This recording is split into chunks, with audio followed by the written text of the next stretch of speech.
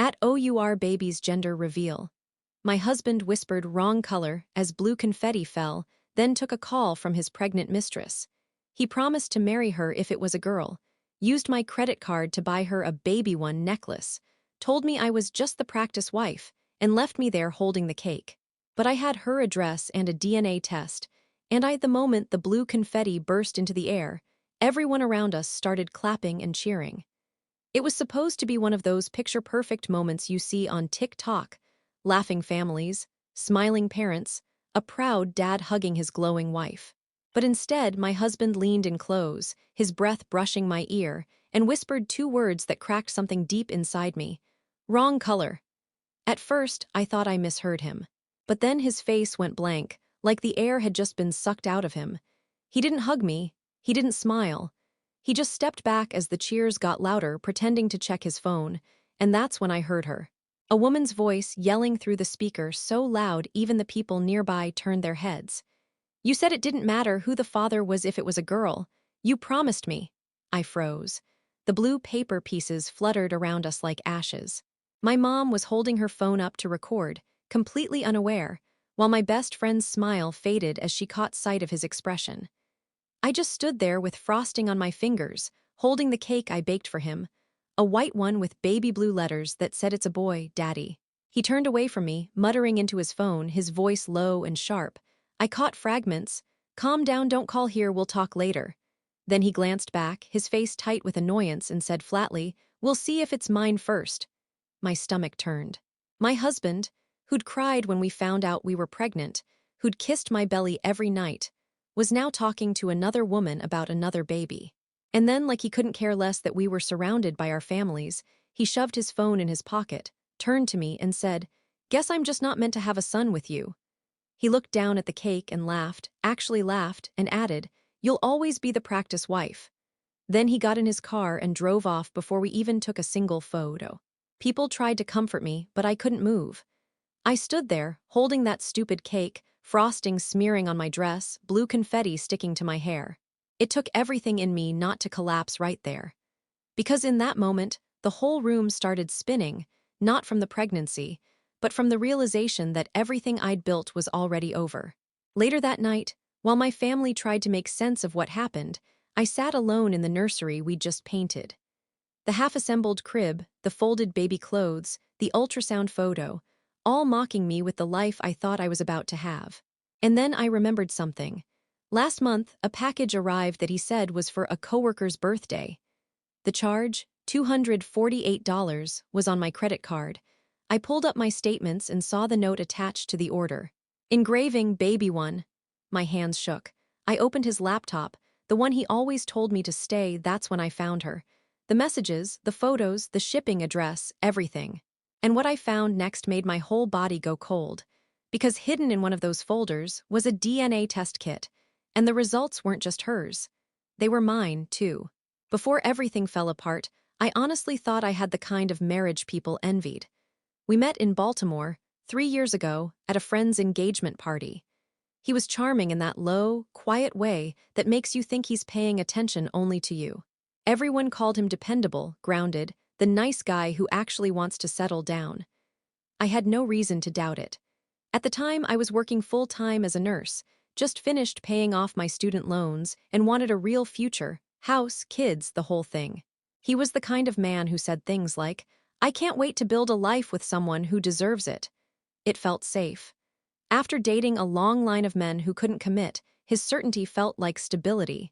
He proposed within a year. Our wedding wasn't fancy, just a small church and a backyard reception with barbecue and fairy lights. I remember crying during our vows because I thought I'd finally found peace. The first few months of marriage were fine, normal, even. But small cracks started showing early.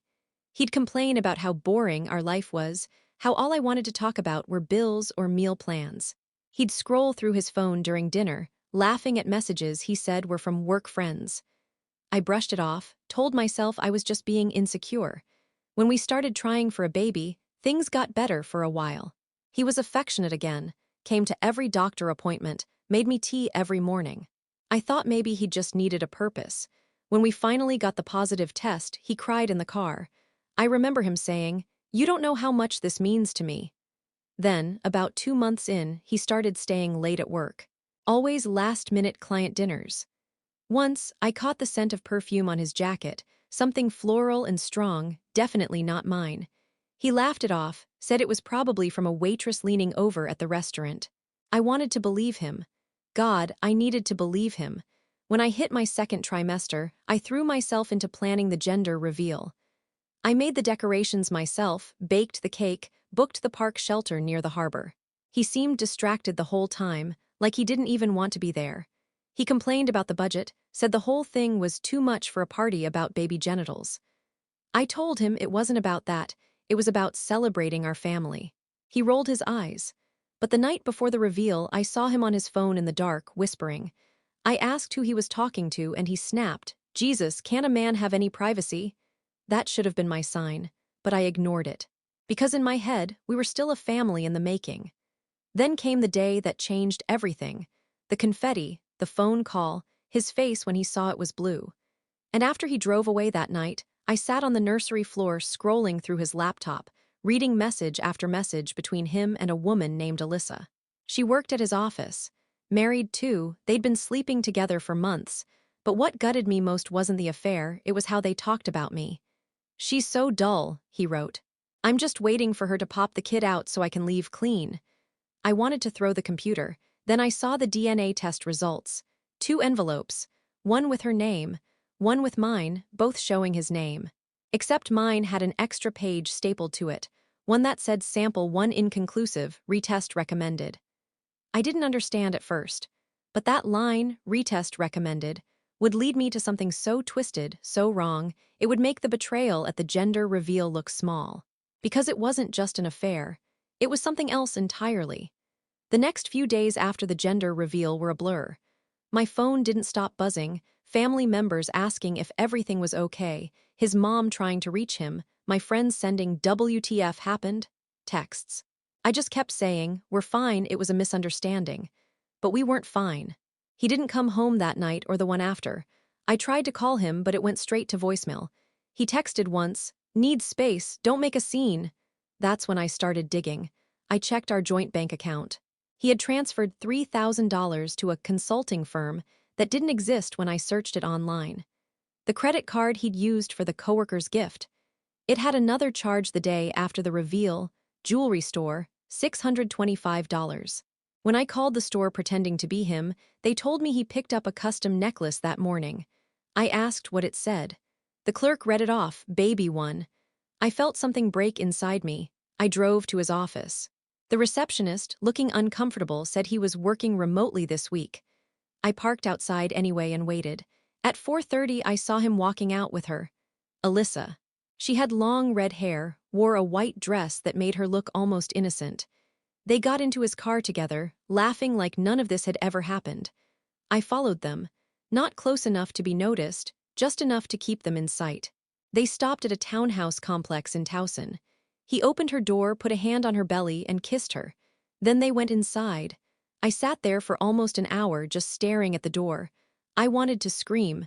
I wanted to throw something. But mostly, I wanted answers. So I wrote down the address and drove home shaking. That night, I couldn't sleep.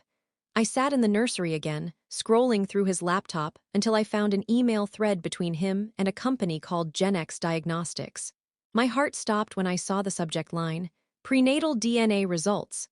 There were 2 attachments, one labeled subject Alyssa and the other subject be wife. I opened mine first. The document said inconclusive, with a note that my DNA sample didn't match the fetal DNA. I didn't understand. I thought maybe they'd tested wrong. Then I opened Alyssa's file, and right there in bold it said, probability of paternity, 99.98%. I remember whispering out loud, what the hell, over and over. Then I scrolled down and saw something that made my whole body go cold. Under additional notes, it said comparative fetal DNA testing indicates sample duplication anomaly between subject A and subject B, possible lab mix-up, or intentional data submission overlap. Investigate further before issuing certificate. It didn't make sense at first, but then it hit me like a wave. He'd used my DNA sample and hers. He'd submitted both tests under his name to see which baby was his. And when the results came back inconclusive for mine, he just decided it wasn't his. That's why he'd said wrong color. He'd already decided my son wasn't his before the reveal. The next morning, I went to the testing company pretending to be Alyssa. I showed them the reference number and asked for copies. The clerk, flustered, handed me both files. When she printed them, a third page slipped out, a photo of the original consent form with signatures. I saw mine, I saw Alyssa's, and then I saw his signature under hers, not mine. He forged it. He forged my name to run a DNA test on my unborn baby. That was the moment I stopped crying and started planning. Because if he wanted to play with DNA, he had no idea what I was capable of doing with the truth. I didn't tell anyone what I found at first. Not my mom, not my best friend, not even my sister who was already suspicious of him. I wanted to be absolutely sure before I made my move. So I kept playing the dumb, devastated wife while quietly tracking everything he did. He finally came home 5 days later like nothing had happened, said he needed to cool off and that he'd been staying with a friend.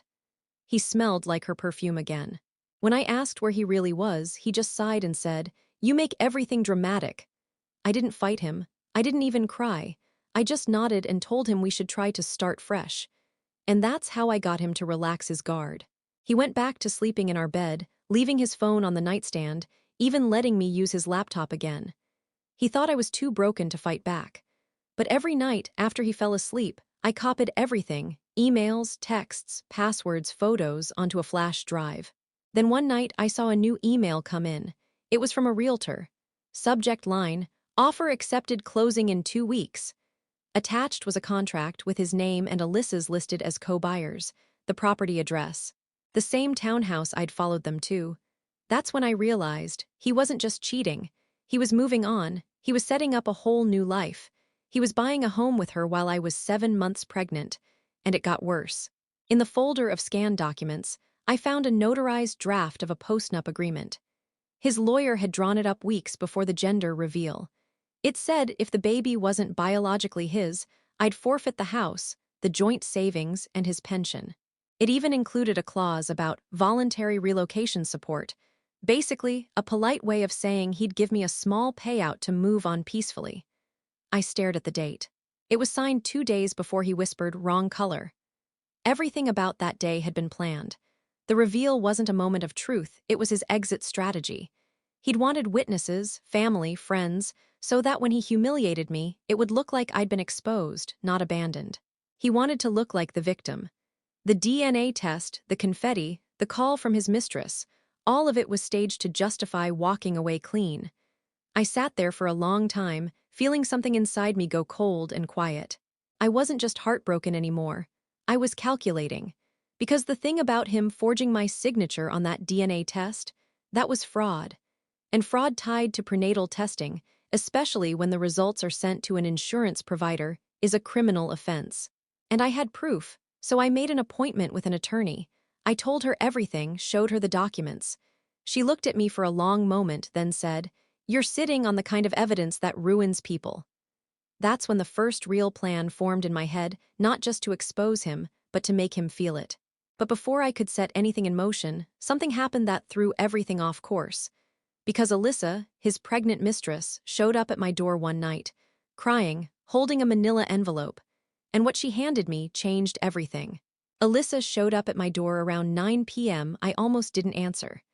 My feet were swollen, my stomach felt like it was full of fire, and the last person I wanted to see was her. But when I opened the door, I saw her face, puffy, tear-streaked, trembling, and I realized she wasn't there to gloat.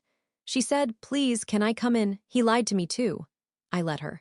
Not because I cared about her pain, but because I wanted to hear every disgusting truth straight from her mouth. She sat at my kitchen table, clutching a manila envelope like it was a bomb. "I didn't know he was still living with you," she started, voice cracking. "He told me you two were basically separated, that you only stayed in the same house because of the baby." I didn't say a word. I just nodded for her to continue. She told me she'd found emails between him and another woman. A third one. Someone named B. The emails were explicit, obsessive. He'd written, "You're the one I actually want. The others are just temporary." And Alyssa said that wasn't even the worst part. She slid the envelope across the table. "You should see this." Inside were printed statements from her health insurance. He'd added her as a dependent, using my social security number. My social security number. He was funneling her prenatal care through my benefits. That's why the DNA tests were mixed up. That's why everything felt off. He wasn't just cheating, he was using my identity to pay for his mistress's pregnancy. That was the moment my rage turned into clarity. I told her, "You realize what he's done to both of us, right? He's used us like paperwork. He's playing both sides to see who gives him the better deal." She nodded, crying harder. "He told me he'd marry me if it was a girl, said you'd made him hate being a father already." I wanted to slap her for believing that, but I didn't, because I needed her now.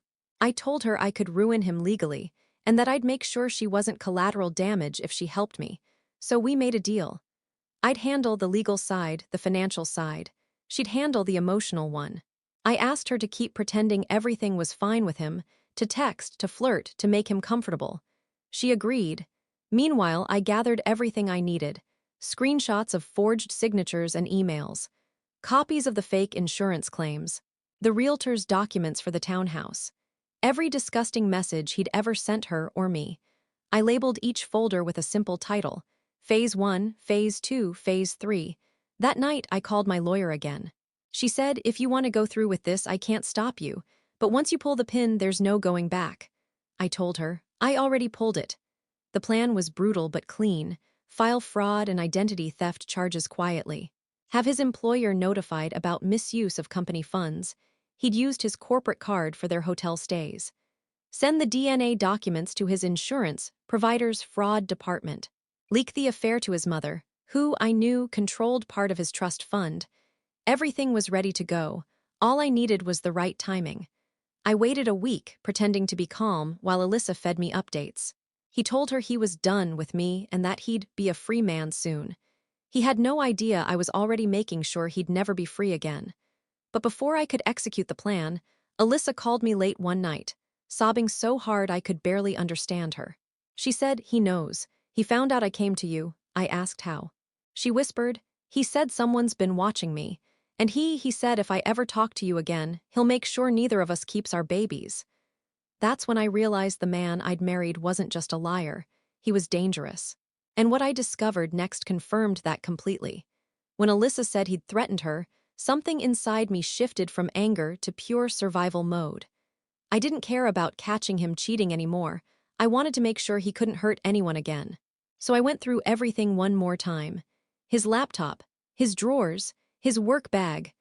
That's when I found a black USB drive at the bottom of his briefcase, tucked into a folded piece of paper that said private tax docs. I plugged it in while my hands shook. There weren't tax documents on it. There were folders labeled with women's names, some I recognized, some I didn't. Each one had screenshots, emails, photos. He'd been collecting things on them: messages, selfies, even copies of their IDs and insurance cards. There were at least 5 women. Alyssa and I were just 2 of them. Then, near the bottom, I found a folder with my name. Inside were audio files, recordings of me. Private ones, conversations in the kitchen, doctor appointments, voicemails I'd left him crying. All recorded. Some had dates going back before we were even married. He'd been documenting everything, for leverage, for control. And there was one labeled confession. When I played it, I heard Alyssa's voice, shaky and scared. "You promised you'd leave her," she said. He replied, calm as ever, "I just need the baby first. After that, she won't matter." Then silence. Then his laugh. That laugh made my skin crawl. He'd been using women to build a story, a chain of lies he could twist however he wanted. He'd make them look crazy, unstable, or obsessed. He recorded them, saved their texts, filed everything like evidence. And he'd been planning his escape. Not from me, from all of us. In his email drafts, I found flight confirmations to Arizona under a fake name. He'd already applied for a job there and listed Alyssa as an emergency contact, but under a different last name. Then came the final piece, a note in his phone titled Exit Plan 2025. It listed step by step what he intended to do: separate from wife before birth, no liability for child. Convince mistress to sign paternity rights waiver if boy.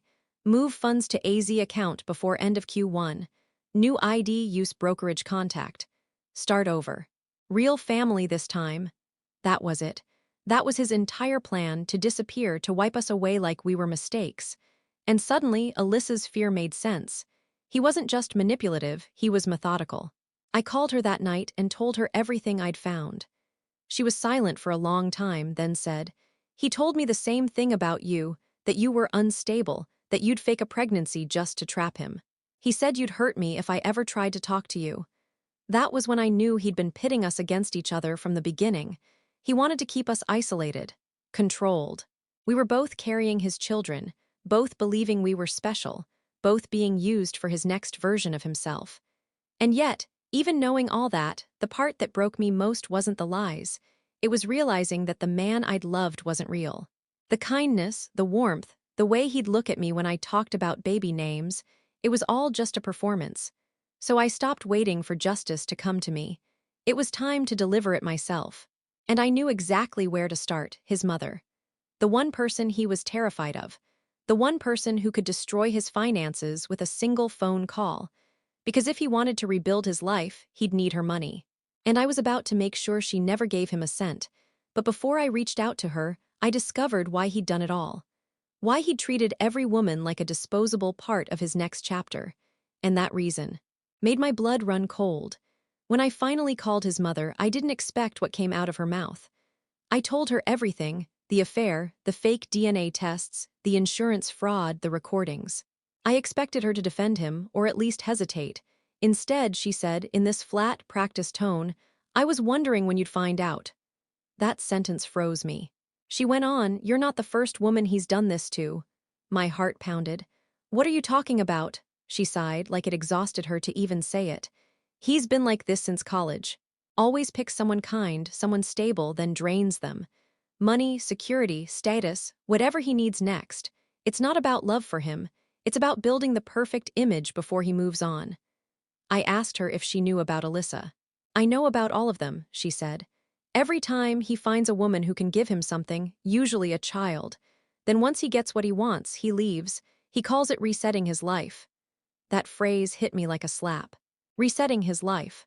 I thought back to the exit plan note. It wasn't just a metaphor, it was a pattern. She told me when he was a kid, his father had walked out after finding out his mother was pregnant with a second child, a boy. His father left her, remarried, and had another daughter. Ever since then, she said, her son had this obsession with doing it right where his father hadn't. He believed he could build his own perfect family by controlling the outcome, choosing the right woman, the right baby, the right gender. And if it didn't go his way, he'd start over. That's why he said wrong color. It wasn't just disappointment. It was rejection. The baby I was carrying didn't fit the version of his life he was trying to script. She said almost quietly, "He only ever wanted a daughter. It's twisted. He thinks if he has one, it means he's better than his father. It's the only thing he's been chasing." I sat there, the phone shaking in my hand. I asked her, "And you just let him do this?" She said, "I tried to stop him once. He cut me off for 3 years. He's not right in the head, sweetheart. He'll destroy you if you stand in his way." Then she added something I'll never forget. "He doesn't love women, he studies them. He becomes what he thinks they want until he's done using them. That's his gift and his sickness." I hung up and sat in silence for a long time. The room felt heavy, like the air itself had turned thick. All those little moments that once felt real, his tears when I told him I was pregnant, the way he'd touch my belly and whisper, "Hey, little one," they weren't love. They were rehearsals. He'd done it before and he'd do it again. Except this time, I wasn't going to let him walk away. He thought he could rewrite his life, delete me from it, and start fresh with another woman and another child. But he forgot one thing: he left his fingerprints everywhere. And if he wanted to reset his story, I was about to write the ending myself. The morning after I talked to his mother, I woke up clear-headed for the first time in weeks. I wasn't crying, wasn't panicking, I was done grieving. I wanted him exposed. I called my lawyer first. We finalized everything. The fraud claim, the forged signature, the identity theft tied to the insurance, all ready to file. But I told her to hold off one day. I wanted to time it perfectly. That night, he came home acting smug, like the king of his crumbling castle. He said he'd been talking to his real estate guy and might be moving out soon. I asked where. He smirked, "Don't worry about it, somewhere better." I told him, "Good. Maybe you'll finally get the daughter you deserve." He didn't catch the tone. At 11 p.m., when he fell asleep, I slipped out of bed, went to the kitchen, and opened my laptop. Phase 1 through 4 were queued, emails, PDFs, recordings, all ready to send to every name on my list. At exactly 8 a.m. the next morning, I pressed send all. Here's how it went down. His employer got a full packet of evidence showing he'd misused company funds for travel, hotels, and client dinners that were actually dates with Alyssa. Within 2 hours, his work laptop was locked, and HR called to schedule a disciplinary meeting. His insurance provider received the forged DNA paperwork and the fraudulent dependent forms using my social security number. That triggered an internal audit and a legal hold on his account. His mother got every screenshot, every document, every disgusting message. I didn't even need to explain. She called me 30 minutes later and said, "His trust fund is frozen." Alyssa got her own packet, this one filled with the audio recordings and proof he'd been sleeping with another woman while she was pregnant. She texted me 2 words, "Thank you." The realtor received an anonymous email with proof that one of the buyers was committing identity fraud and that the funds were under federal review. The deal was immediately canceled. By 10 a.m., his whole life started collapsing piece by piece. When he got home that night, his face was gray. He threw his phone on the couch and shouted, "What the hell did you do?" I looked at him calmly and said, "Nothing you didn't do first." He screamed that I'd ruined him, that I was vindictive. Then, like clockwork, he started crying, trying to touch my belly, saying, "We can fix this. We can start over." I stepped back and told him the truth. "You already did. You started over 5 times. I'm just making sure this is your last." That night, I packed a bag and left for my sister's house. My lawyer filed everything the next morning. Within days, he was fired. 2 weeks later, he was under investigation for insurance fraud and identity theft. Alyssa pressed charges too, so did one of the other women. His mother disowned him completely. 3 months later, I gave birth to a healthy baby boy, mine and only mine. I named him Eli, which means my God. Because somehow, even in all that chaos, I survived. He never showed up to the hospital. He texted once, "You'll regret this." I blocked the number. When the legal case finally closed, the judge granted me full custody, plus restitution for the fraud and emotional damages. He walked out of that courtroom with nothing but a suspended sentence, no job, no trust fund, no house. I heard from a mutual friend that he left town. No one knows where. I sometimes think about that gender reveal, the blue confetti, the cake, the crowd cheering while my world shattered. I used to wish I could erase that memory. But now I'm glad I lived it. Because that was the moment everything false fell away. He called me his practice wife. Turns out, he was the practice mistake, and I made sure there won't be a next one.